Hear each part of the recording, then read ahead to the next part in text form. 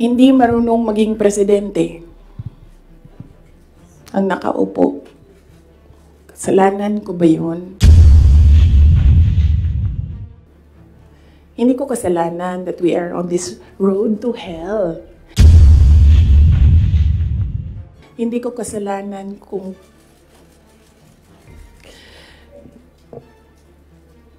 hindi marunong. Kasi kung alam mo naman na may kakulangan ka, bibilisan mo yung gagawin mo para mag-catch up. Hindi ka naman uupo lang doon na parang, may kakulangan talaga ako, ganun talaga.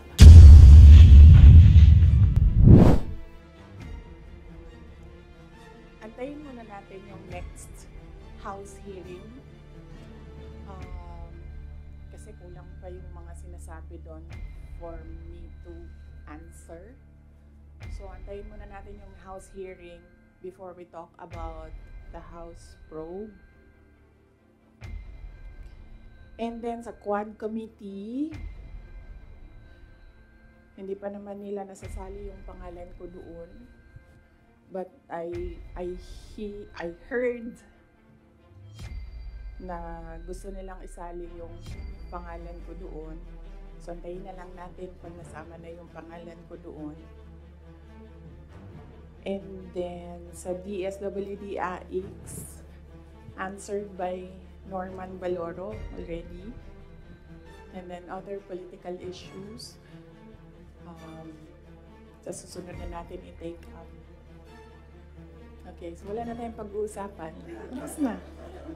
Thank you.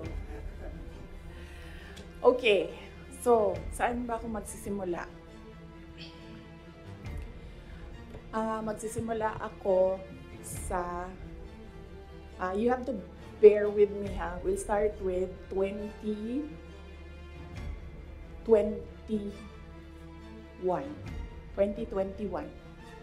Doon tayo magsisimula sa 2021. So, doon muna tayo kay PRD, then mag-move tayo kay BBM, and then we'll move to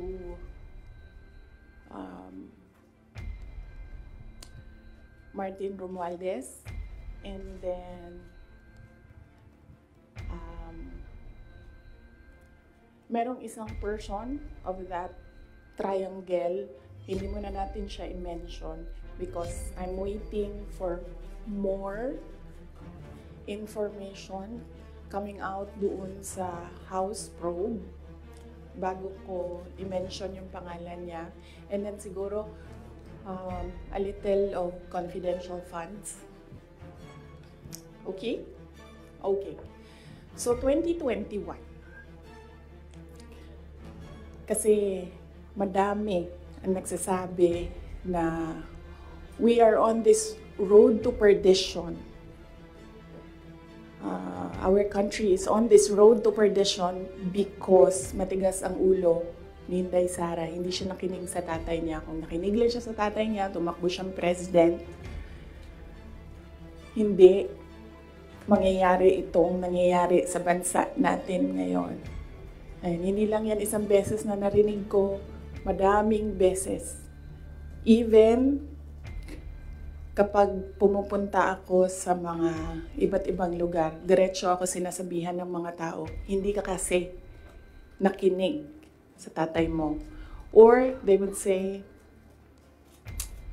one time nasabihan ako, it's all your fault.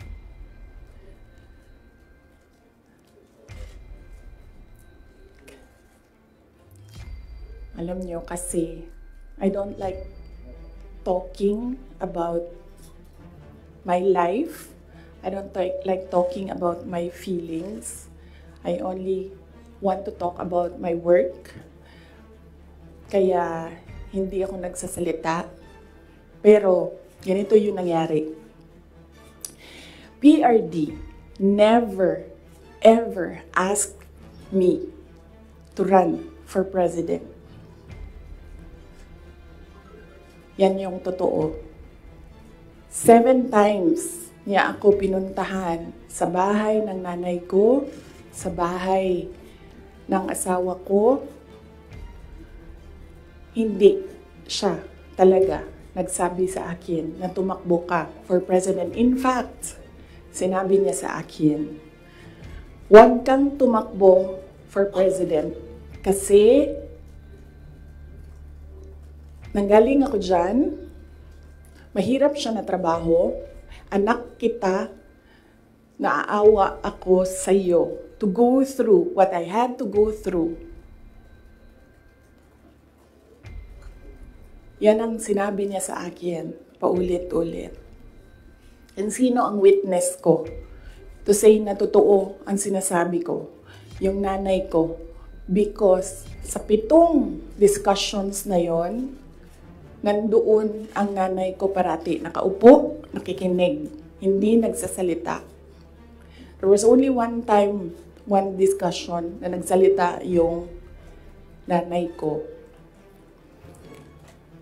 Nilagay ko yung nanay ko doon para makinig siya sa aming dalawa ni PRD. So, on the hindsight, maybe ginamitan ako ng reverse psychology ni PRD, hindi ko alam. Siya lang ang nakakaalam kung bakit paulit-ulit niya sinabi sa akin, huwag ka tumakbo for president. Kung magkakaroon kayo ng pagkakataon na tanungin niyo siya bakit. Another proof na hindi ako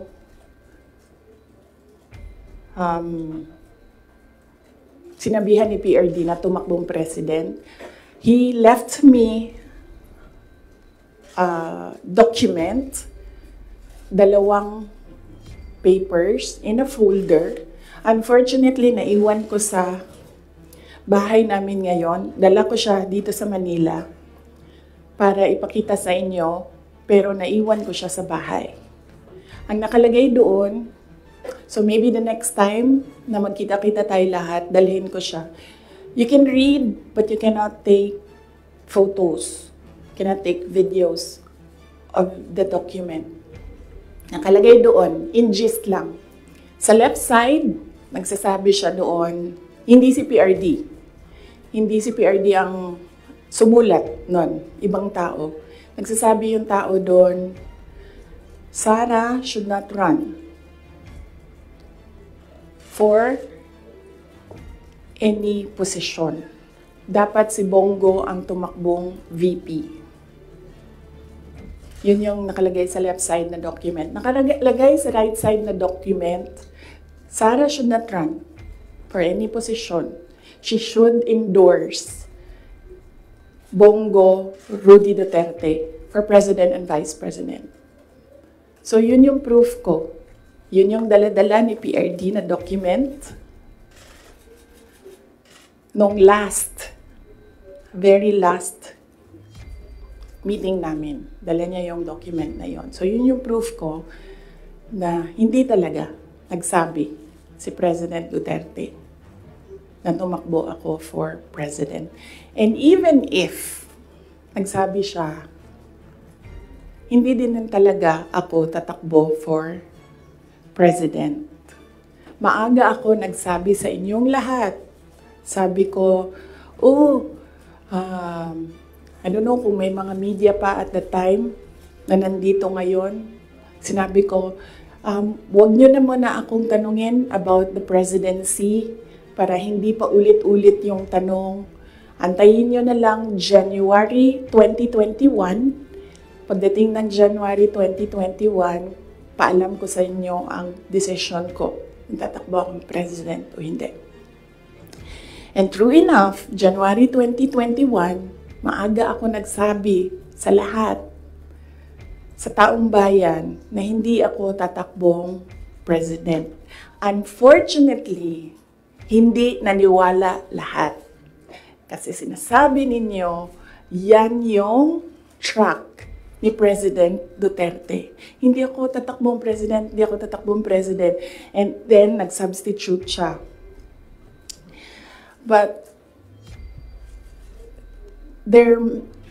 yes, anak ako ni PRD, and yes, meron kayong nakikita sa akin na nakikita ninyo sa kanya.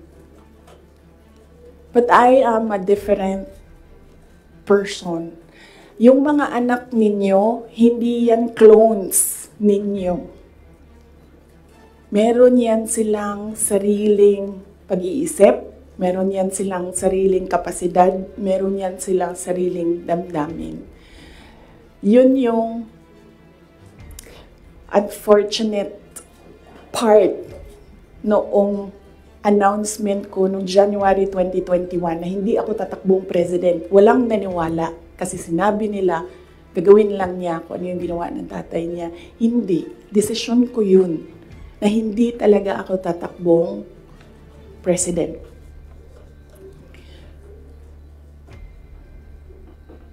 Because at that time, ang gusto ko at pangarap ng lahat siguro na mayors, maka 3 consecutive terms ka as mayor. Okay. So, klaro na yon. May questions doon? Yes, ma'am. Sino pong nagsabi sa inyo? Right. Sino po yung nagsulat doon sa folder?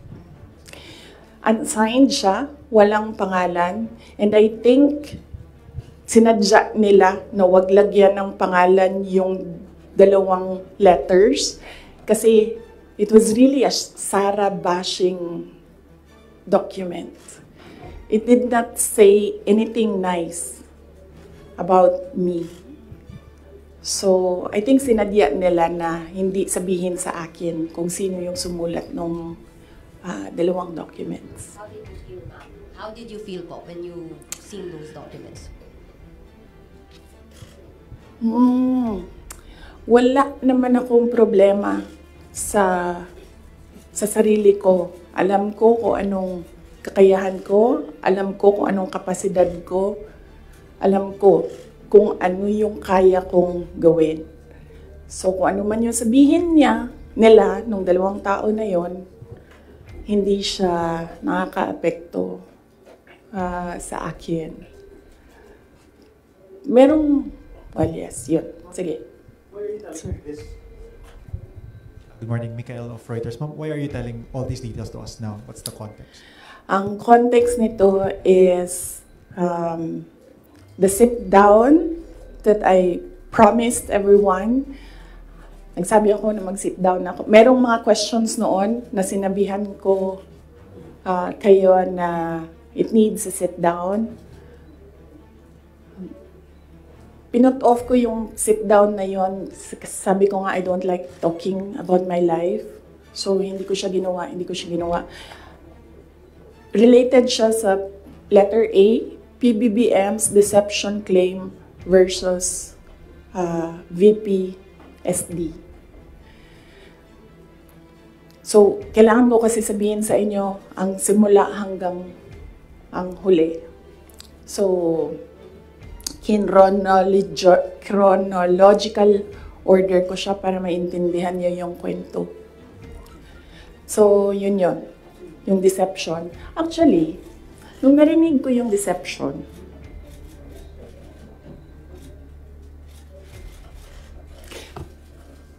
naisip ko pa, hindi ko na siya sasagutin. Kasi, for the love of God, presidente ka na. Importante pa ba yung nararamdaman mo? Di ba kapag presidente ka, hindi na importante yung pagod mo, yung luha mo, yung fatigue mo, yung stress mo. Hindi na siya importante. Because when you are president, importante dyan yung nararamdaman ng taong bayan. Yung bansa. Yun yung naisip ko when I heard it na parang talagang may panahon ka mag-isip about deception ng isang babae dyan. Ang dami mong oras. Hindi ba dapat iniisip mo na yung mga taong gutom? Yung presyo ng gasolina? Yung darating na Christmas, kung sino yung maka-afford ng spaghetti, ng mango float, ng mga importante sa Noche Buena, ng mga bahay-bahay. Di ba yun yung... So may panahon ka talaga na mag-isip na, oh, this girl. So, inisip ko, hindi ko nasasagutin. Sandali lang hindi ako nagko-cocaine, pero sobrang lamig niya na yung sipon. Sir, mangiyak tissue.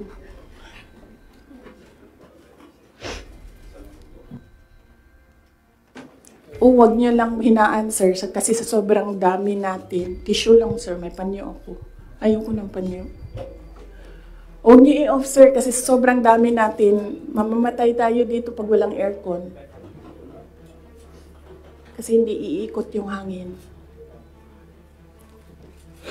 Okay. Hindi ako umiiyak. Hindi ako nagko-cocaine. Malamig yung aircon.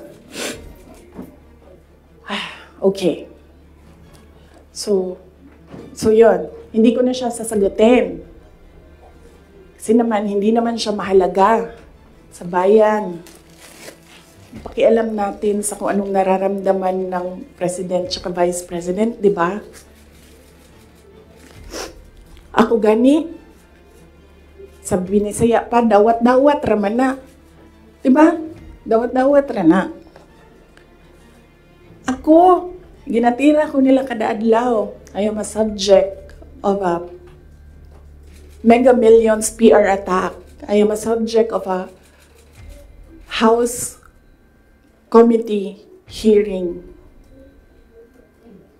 Pero hindi na importante yung nararamdaman ko dyan. Ang mahalaga, matuloy namin sa Office of the Vice President kung ano yung sinabi namin na gagawin namin. Diba? So, I don't understand why we're talking about feelings. So, hindi ko na siya sasagutin. And then, sabi ng mga tiga Davao, nandun ako sa Davao nung lumabas yung deception na yan. And,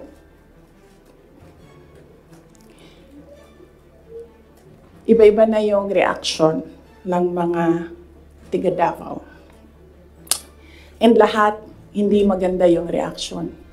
Yawa na, siya na'y nangilad, siya pa'y nang budol, siya pa'y bagagnaw, nga musulti, nga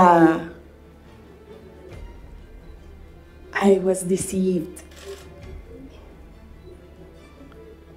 So I thought, well, I will not talk for myself, but I will talk for all the Filipinos nga ang nararamdaman nila ay hindi nabalik ang justice ng boto nila.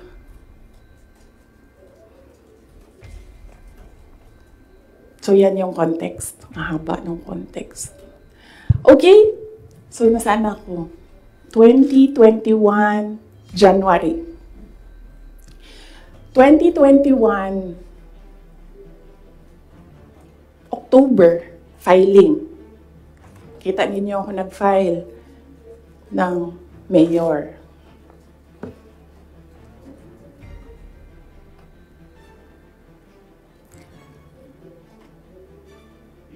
Mayor talaga yung tatakbuhan ko. Masakit sa akin na naririnig yung mga tao na we are disappointed in you. Kasi sa pagtakbo ba, dili man gud na siya kanaganing kung ingnan ka sa mga tao nga, daganday mo, dagan na lang ka. Muna-una po daw ka. Mundagan ko, o presidente, ingani ang may tabo. Nagkaroon ako ng SWOT analysis para lang takbo o hindi. Diba? Lahat ng pumapasok sa opisina ko when I was mayor, meron akong paper nakahati ng ganyan. Okay, ikaw, oh, you give me a pro and a con. You give me a positive and a negative running for president. Ganyan yung ginawa ko. And unfortunately, mas madaming negative kaysa sa lumabas na positive. And honestly, sa totoo lang, sabihin ko sa inyo, ang number 1 doon na positive, ganito lang. Ganito kasimple. Pangarap ko magkaroon ng effigy na sinusunog. Totoo yan. Because I feel na parang, wow, sino ba sa inyo, sino ba sa atin ang ginagawa ng effigy? Diba? Sino ba sa atin ang meron talagang tao na hindi matutulog ng ilang araw para gagawa ng effigy tapos susunugin? Diba? So naisip ko, oh, when I become president, meron akong effigy. And susunugin nila and magpapapicture ako doon. Kasi hindi lahat ng tao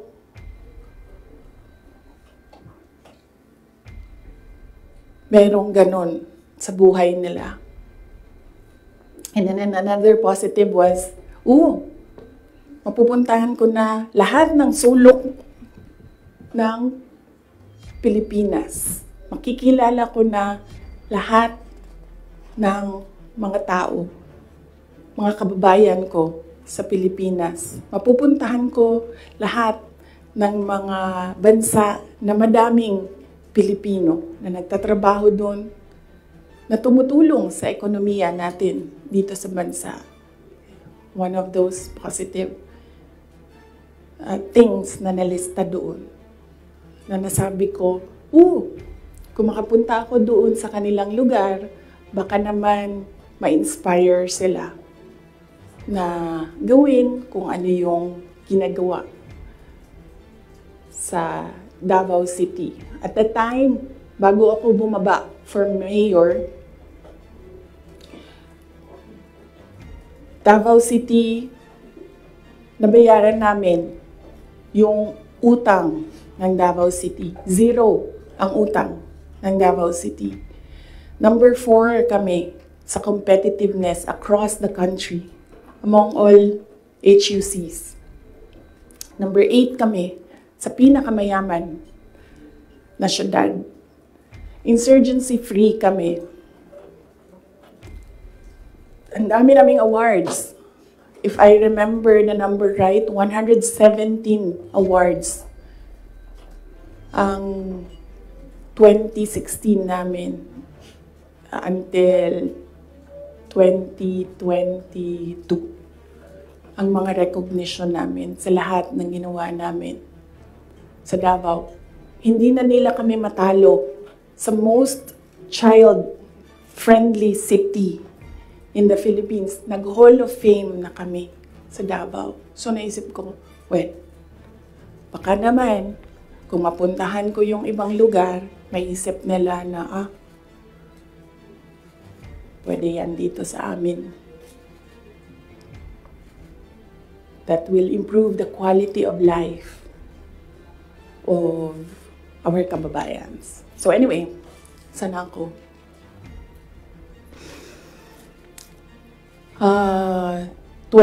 October, nag-file ako.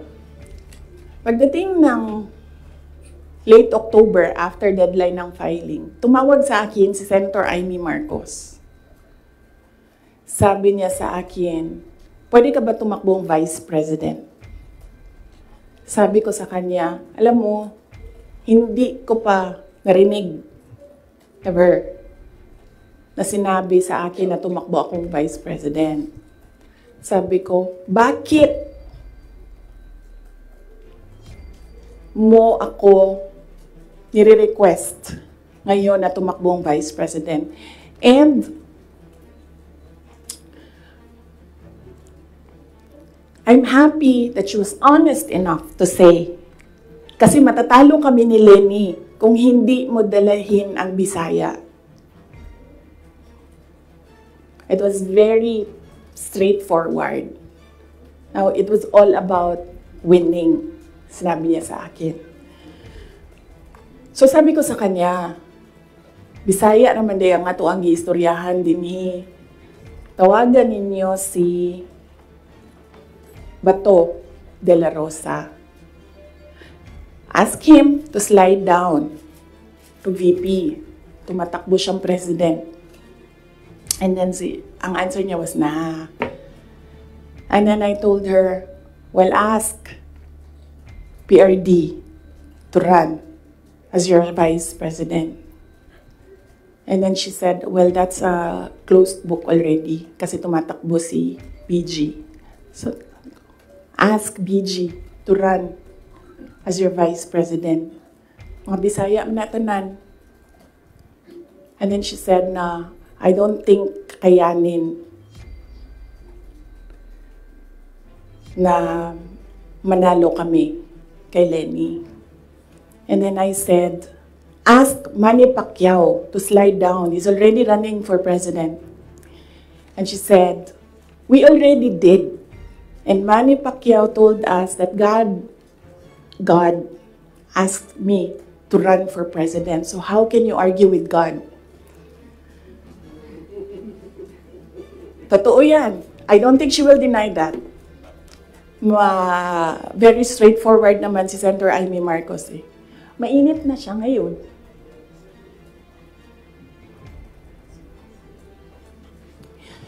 So, I said, sabi ko, it's never been talked about.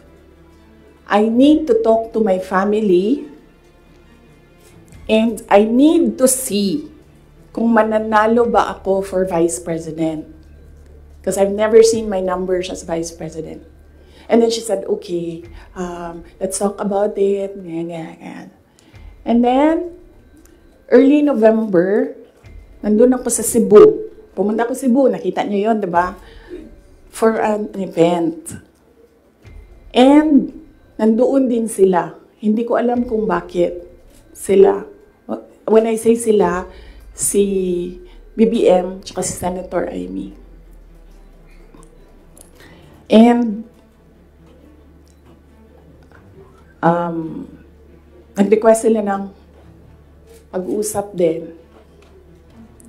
So sabi ko, okay, mag-usap tayo. Nagkita kami sa bahay ni Martin Romualdez. Kasi gusto umeksena ni Martin Romualdez, gawa siya ng party-party ko noon na birthday. And then pag-upo ko doon sa, I think you see the pictures. Umupo ako sa couch, tabi ko si BBM, sinabihan ko siya, huwag ka maniwala sa kanila. Huwag ka maniwala sa mga taong nagsasabi sa iyo na tatakbo akong president. Hindi ako tatakbong president, sinabi ko na yan. So sabi niya, yes, I know. Sinabi mo na rin yan noong pumunta kami during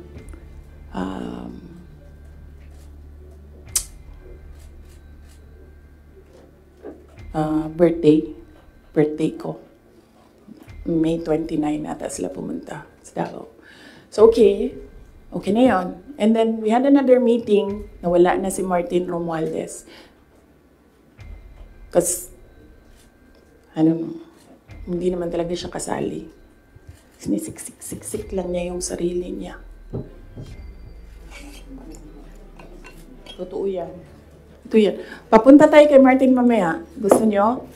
Tawag sa kanya ng mga kasamahan niya doon sa house, Tambi!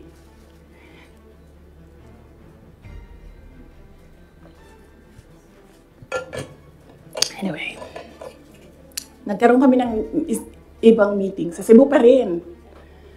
Face to face. Ako, si BBM, Senator Amy, and one other person. He's a private citizen. Hindi ako nagpaalam sa kanya na sasabihin ko na nandoon siya. So may isang tao pa doon who can say that this really happened. So sabi ko, again, I've not seen my numbers. Kung mananalo ako. Sabi ko, okay lang sa akin tumakbong vice president. Sabi ko, number one, siguro ma-reduce konti ang disappointment ng mga tao sa hindi ko pagtakbong president. I think maiintindihan na nila.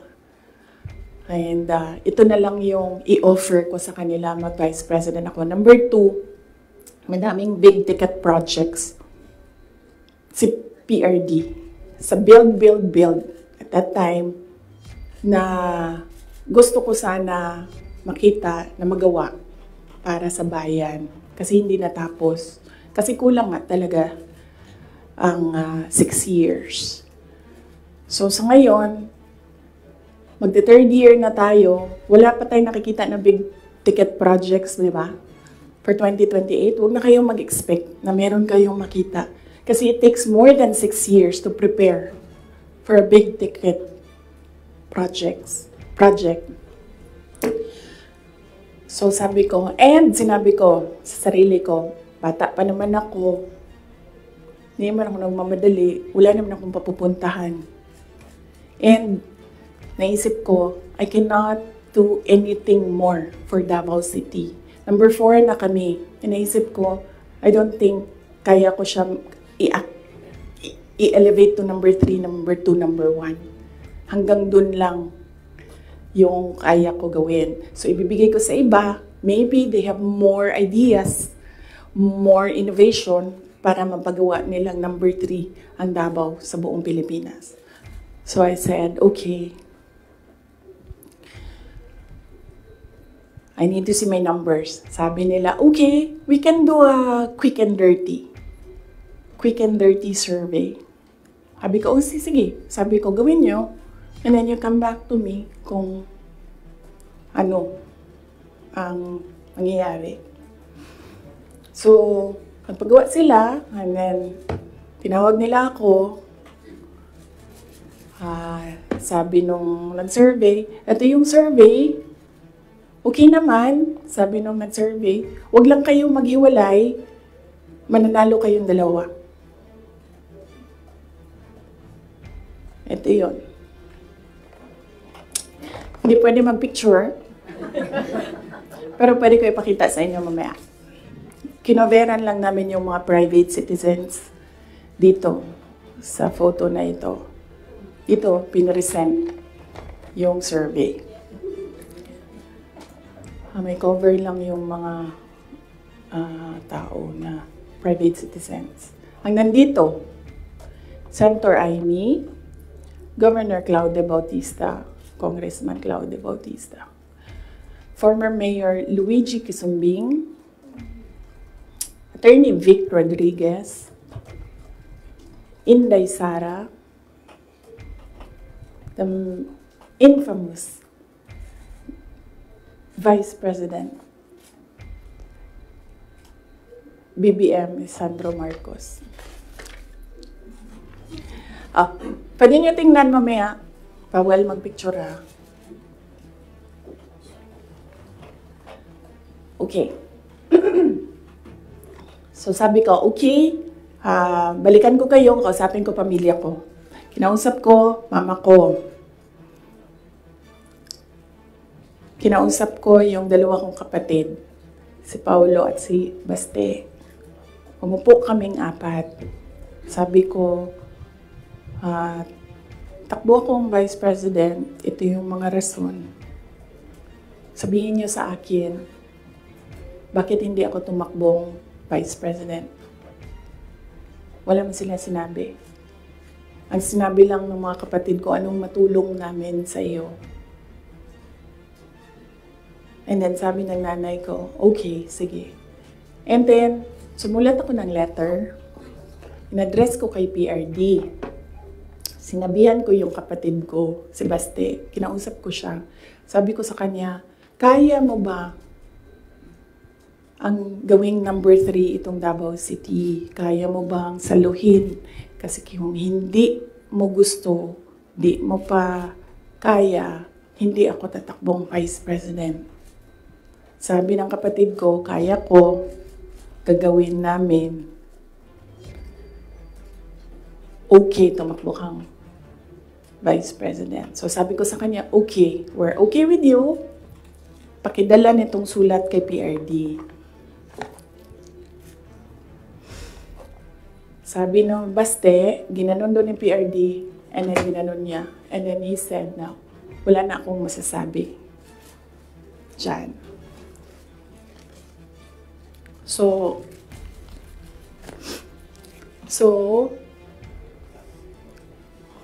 okay lang, sir, kasi kung babaan ninyo, masyado tayong madami dito, iinit siya. So,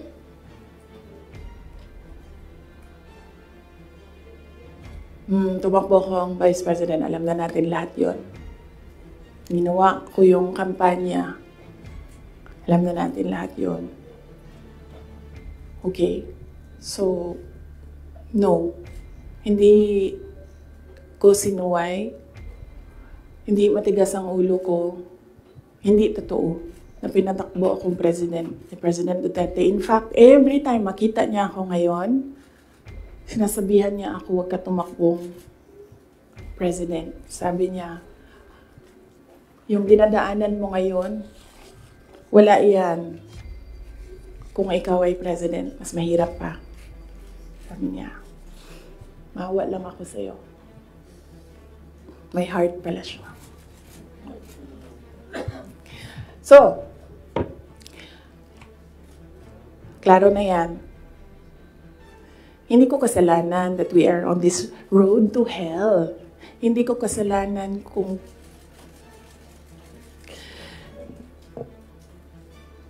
hindi marunong. Kasi kung alam mo naman na may kakulangan ka, bibilisan mo yung gagawin mo para mag-catch up. Hindi ka naman uupo lang doon na parang, may kakulangan talaga ako, ganun talaga. Hindi ganyan.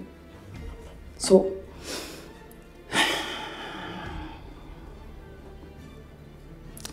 that's that. And then, ito na kami ni Mr. Deception.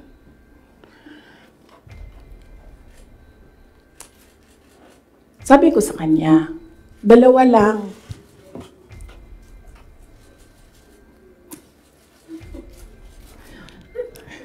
Para pantay. 2 lang. Sabi ko, 2 lang. Ang request ko sa iyo. If you win, 2 lang ang request ko sa iyo. And I think, I requested this na one-on-one kami online. Pero meron akong nabasa somewhere na merong nakikinig sa side niya. Kasi nag-post yung taong yun. Pero yun yung request ko at the time. Kami lang 2. Sabi ko sa kanya, pag nanalo ka, 2 ang hingin ko sa'yo. Unang-una, yung trabaho ko. I want to work sa security sector. Kasi there will never be development kung hindi solid ang security backbone mo. Hindi ko sinabi sa kanya yan. Pero, tinanong niya ako, bakit Department of National Defense? Sabi ko sa kanya, kasi karamihan naman ng problema ng insurgency, ng terrorism, nandyan yan sa Mindanao. Kinalakihan ko yan, naiintindihan ko siya. In fact, nung bumaba ako, insurgency-free na ang Davao City. So, naiintindihan ko siya. Yan yung gusto ko na trabaho. He said, readily, he said yes. And then, ang isa, sinabi ko sa kanya, itong trabaho na ito, maiiwanan ko yung mga anak ko. Naiintindihan ko yan. Handa ako dyan. Pero humihingi lang ako ng tulong sa iyo na suportahan mo yung air travel ko. Kasi maiiwan yung mga anak ko and gusto ko lang na pag kailangan nila ako, makakauwi ako sa kanila. Kasi itong mga bata na ito, lumaki sila sa akin. Since birth hanggang nag-decide sila na hindi na sila tatabi sa akin sa tulog. Nasa akin sila gabi-gabi. Except pag wala ako sa bahay dahil sa trabaho. So, pag sa bata kasi, hindi naman niya maintindihan na, oh anak, I have to consecrate myself into the service of the nation. Hindi mo naman pwede sabihin sa bata, yun din, maiintindihan yun. So sinabi ko sa kanya, supportahan mo lang yung air travel ko because I need to go home to my children. Kasi kahit na vice president ako, gusto ko pa rin na maalala nila na nandyan yung nanay nila dahil sa loob ng bahay. Hindi naman vice president tingin sa akin ng mga anak ko. Just plain, mama, may kailangan ako, mama, may problema ako. Sabi niya, yes. Dalawa lang yun. Sabi niya, yes. In fairness, hindi siya yung nag-umindi sa DND. Hindi totoo yan na hindi binigay sa akin. Binigay yan. Nung nanalo na, sinabi ko na ito dati, ulitin ko lang. Nung nanalo na kami, nakita ko yung boto.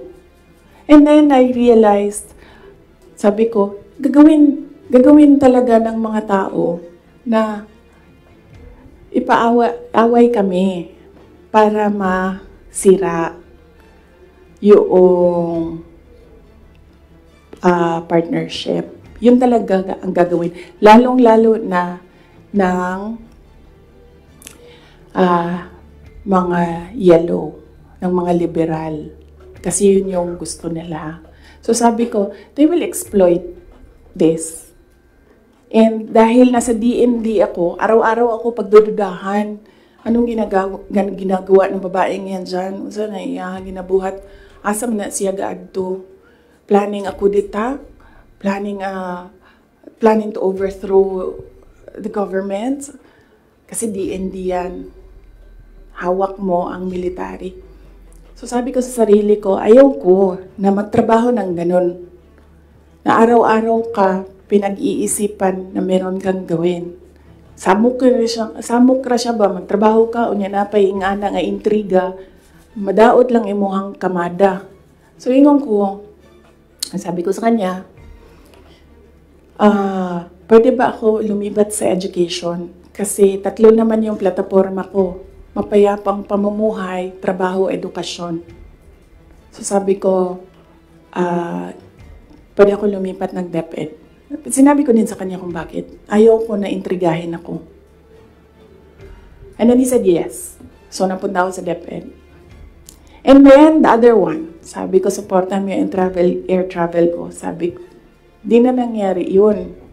Pinilit namin, hindi na natupad yun.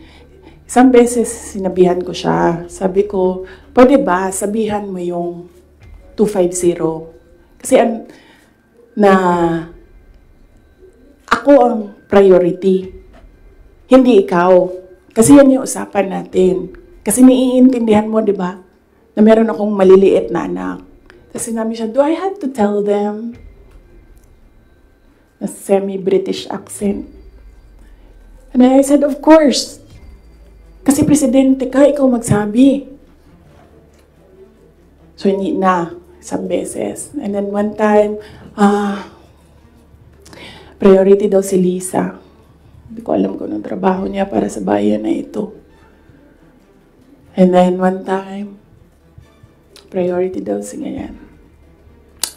So, I said, okay. This is,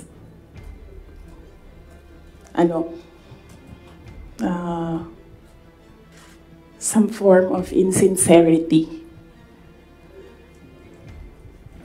Okay, wala naman problema yan. Maliit na bagay lang yan kasi akin.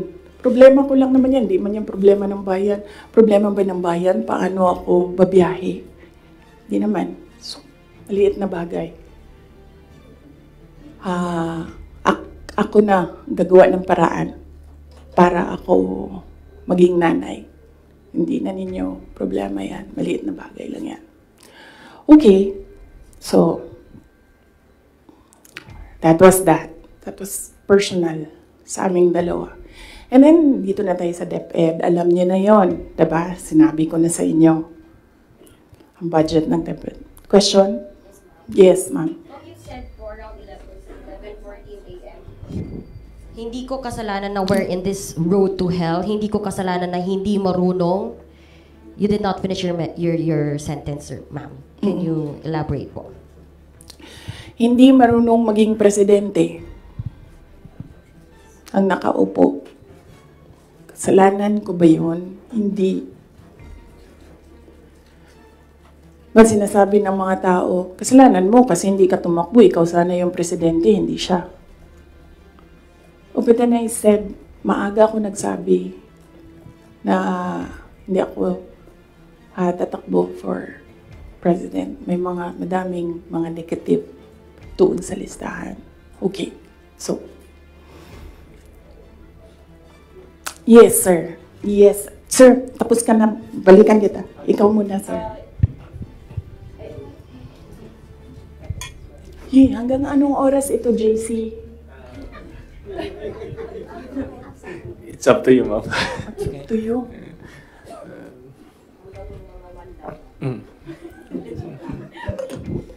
Okay. Madam VP, with all this revelation that, ayun nga, meron kayong mga request kay President Bongbong Marcos in case he wins, which is he won. And of course, yung conversation nyo with Senator Amy Marcos. Ngayon ba, do you regret teaming up with President Ferdinand Marcos during the 2022 elections?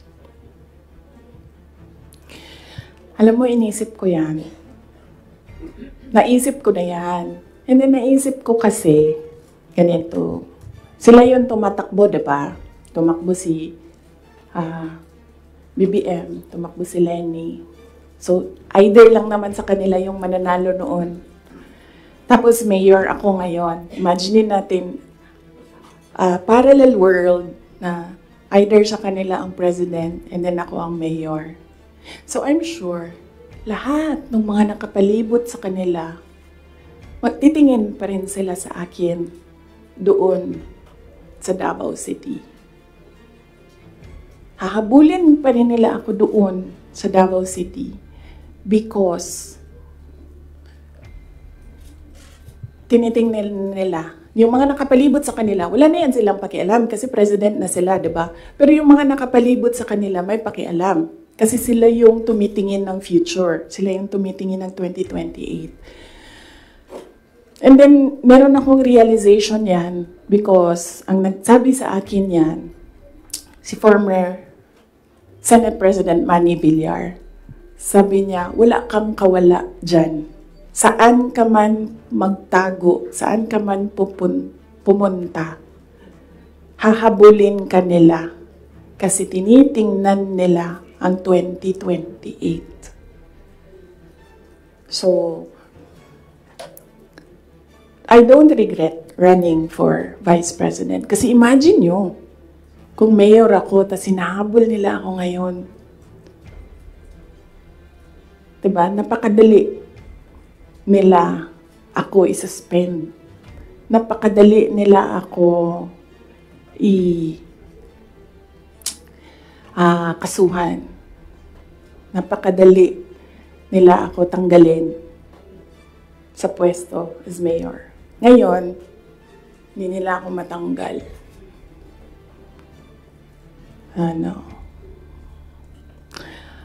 They can drag me to hell. Pagdating nila dun, ako pa rin yung presidente ng impyerno.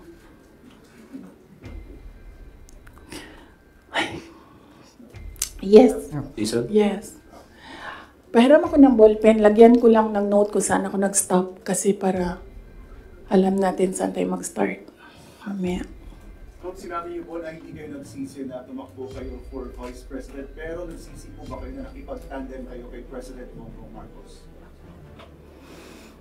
Hindi man ako ni-request ni VP Lenny na tumakbong Vice President niya. No, hindi ko pinagsisihan yung pagtakbo ko as Vice President. And hindi ko din pinagsisihan na nakipagtandem ako sa kanya. I'm sure merong rason ang Diyos kung bakit ako nilagay dito sa upuan na ito, sa ilalim ng seal na yan. Para rin siguro sa kanya, para kay BBM, or para sa bayan, hindi ko alam kung anong rason ng Diyos. Sometimes, or all the time, hindi natin nakikita ang rason ng Diyos. Nakukonect na lang natin siya kapag meron ng ibang nangyari sa buhay natin. Siguro, yun yung rason. Para, ganito, gawin ko, bullshitin ko sila ng bullshitin. Bullshit kayong lahat. Drag me to hell. Sorry Mark. sila mo na ha, kasi hindi pa sila nakatanong. Ma'am, Mark Makalalad. good morning, Super VP. Since wala po kayong intention to run for Vice President from the very beginning, can we say na napilitan ba talaga kayo, and without yung call ni Senator Amy, masasabi nyo ba na nagamit lang kayo para lang manalo si President Bongbong Marcos sa pagkapangulo? Napilitan, hindi. Very rational yung decision making ko sa pagtakbo as Vice President. Sinabi ko kanina. Ganon din ginawa ko. Nilista ko yung positive, nilista ko yung negative. Nandun yung positive, sinabihan ko yung pamilya ko, tell me the negatives. So, ano yung isang tanong? Nagamit. Yes. Clear naman yun. Tinanong ko, bakit ako? And then she said, matatalo kami ni Lenny kung hindi ni mo dalhon ang mga Bisaya. Kaya nagbigay ako ng options. Bisaya tanan. De La Rosa, Bongo, Manny Pacquiao. And then she said na hindi kakayanin. Except for Manny Pacquiao, hindi naman siya nagsabi na hindi kakayanin. Ang sinabi lang niya, nag-refuse si Senator Manny Pacquiao. So, of course, ginamit nila ako para manalo sila. Obvious naman yun. Gusto niyo makita yung survey? Hindi ko siya dala. Pero next time dalhin ko, and then pwede kayo tumingin pero hindi kayo pwede magpicture.